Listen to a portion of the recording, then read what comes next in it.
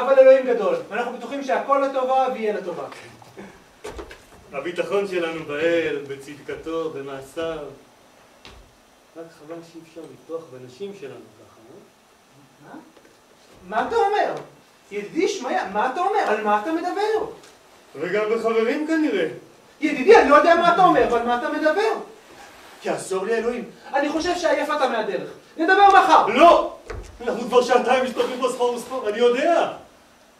אני יודע את מה שכולכם כבר יודעים ומסתירים ממני. ואתה? צריך לדעת יותר מכולם, כך אומרים. אתה? שקורא לי אחי וידיד נפשי?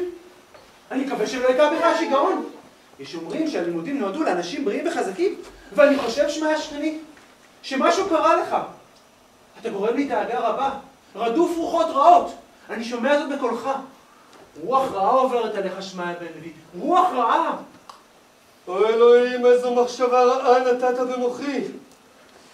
כל היום, מבוקר עד ערב, אפילו את תפילותיי אני אומר כהלכה, כי מחשבותיי סוערות ומבולבלות. איני יכול עוד לשאת את המחשבה הזו. בוא. שב, ספר לי מההתחלה. איזה מחשבה? מיום ששבתי אל ביתי, אין לי מנוחה. באותו רגע בו סיפרה לי זיפה, כי הרע היא. ואני יוצא ללימודיי במחוזה, חוזר וזה, שהכל נעשה בדברו. והזקנות שלו חשות מאחורי גבי, אליעזר, אני משתגע, אני אומר לך, הלב שלי אומר שגבר אחר ידע את זיפה, אני יודע את זה. רגע, אבל כשהיית לפני חודשיים, אתם לא... כן, אבל 2 דקות וזהו. 4 שנים כלום, 2 דקות וזהו. אמרת לה, שאלת? לא יכול, אני מפחד. אין לך ברירה. המחשבה שלך ברגע שהיא נאמרת, היא חייבת בהוכחה. חייבת היא לשתות מן המים המרים. או שבית הדין יסכים לפתור אותה בגט ללא דמי כתובתה. או שתשתוק ולא תוסיף לחשוב בדבר. ניסיתי, אני מנסה. ואיך אתה לא אמרת לי דבר? איך אתה, שכני? לא ראית מאום? אתה! לא יעזור לי לכל יוסיף! או שתאמר את אשר לבך בכל רם ברור, או שתשתוק לתמיד. רוצה אתה לשקוע במחשבות הרעות? עשה את זה לחייתך בלבד. ומבקש ממך, תן ללכת עכשיו. איני יכול להיות עד לרוע מחשבותיך. למעלה מכוחי!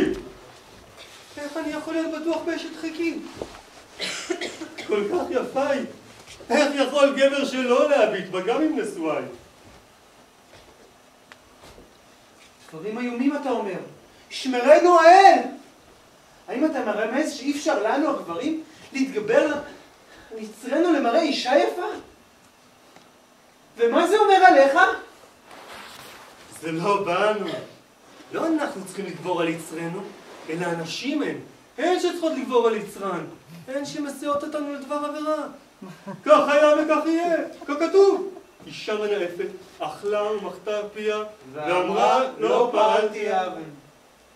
האם אתה מאשים את זלפה בניאוף? וכי יש בידי ברירה? איך אוכל להיות בטוח באשת חיקים? חייבת היא לשתות מן המים המרים.